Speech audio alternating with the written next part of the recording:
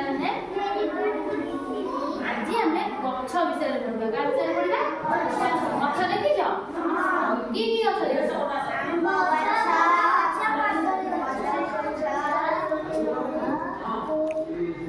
କି ଗଛ? ହଁ ଗଛ ଗଛ ଗଛ ଦେଖିଛ? ସବୁ ଗଛ ଦେଖିଛ? ସବୁ ଗଛ ଗଛ ଚିତ୍ର ଆସିବ, ଗଛ ଚିତ୍ର ଆସିବ, ଆକୁ ଦେଖିକି କରିପାରିବ।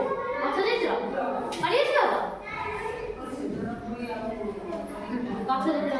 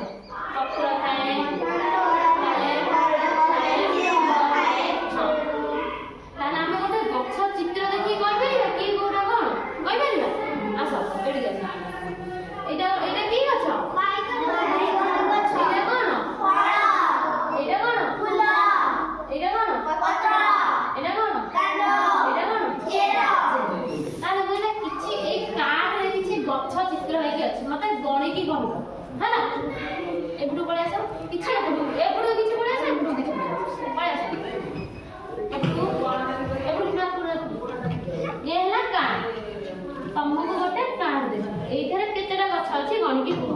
କେତେଟା ବଡ ପେଟରେ କେତେଟା ଗଛ? 3ଟା। ଏଇଥିରେ କେତେଟା ଗଛ ଅଛି?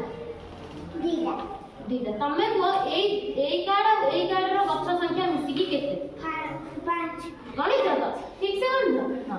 ତାହେଲେ ତମକୁ ଗୋଟେ କାର୍ଡ ଦେଲି। ଏଇଥିରେ କେତେଟା ଗଛ ଅଛି ଗଣିକି କୁହ। ଏଇଥିରେ କେତେଟା ଗଛ ଅଛି? କେତେଟା ଗଛ ଅଛି? 7ଟା ଗଛ ଅଛି। ଏଇଥିରେ କେତେଟା ଗଛ ଅଛି? 7ଟା। ତାହେଲେ ତମେ କହି 2ଟା କାର୍ଡ ମିଶି କେତେଟା ଗଛ ହେଲା? ଟୋଟାଲ ଗଛ ଗଣିକି କୁହ। ଠିକ କହିଲା?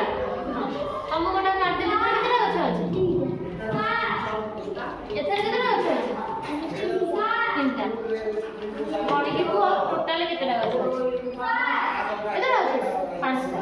ଆମେ ଗଣିବା ଶିଖିଲେ ଗଛ ସାହାଯ୍ୟରେ କେତେଟା ଗଛ ମଧ୍ୟରେ କହିଲେ ଗଣିକି ମିଶେଇକି ଗଣି ପାରିବା? ସମସ୍ତେ ଗଣି ପାରିବା? ଆମକୁ ଆସିବ? ଏଥିରେ କେତେଟା ଗଛ ଅଛି? ଆଉ ଏଥିରେ କେତେଟା ଗଛ ଅଛି? 4। ଏଥିରେ କେତେଟା ଗଛ ଅଛି? ଏଇଥିରେ କେତେଟା ଗଛ ଅଛି? 2ଟା। କୁହ ଏଥିରେ ଟୋଟାଲ ଗଛ କେତେଟା ଅଛି? 4 ଜଣ ମିଶିକି କୁହ ଗଣିକି। ଧୀରେ ଧୀରେ ଗଣ। ନାଇଁ ଟୋଟାଲ କେତେଟା ଗଛ ଅଛି?